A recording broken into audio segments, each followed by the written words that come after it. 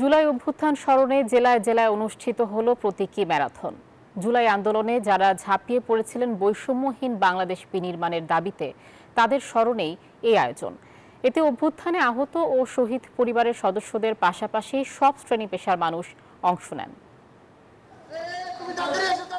জুলাই চেতনা ছড়াতে 18 জুলাই জেলায় জেলায় আয়োজন করা হয় মিনি ম্যারাথন। শুক্রবার চট্টগ্রাম জেলা ক্রীড়া সংস্থায় জড়ো হন তরুণ তরুণী সহ জুলাই গণঅভ্যুত্থানের আহত ও শহীদ পরিবারের সদস্যরা। অংশ নেয় 650 প্রতিযোগী।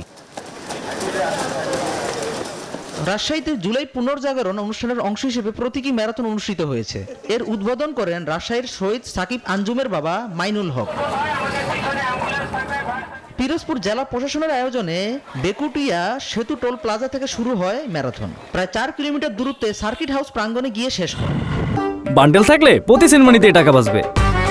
বিকাশ সেনমানি বান্ডেল কিনে জিতুন প্রতি লেনদেনে।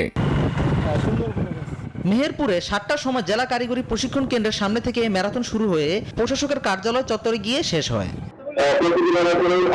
কুমিল্লা জেলা প্রশাসন ও যুব উন্নয়ন অধিদপ্তরের উদ্যোগে 5 শতাধিক প্রতিযোগী এই ম্যারাথনে অংশগ্রহণ করেন।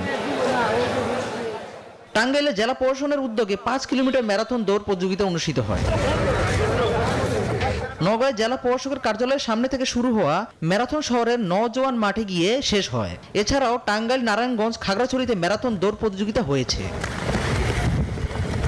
Desk report, news 24।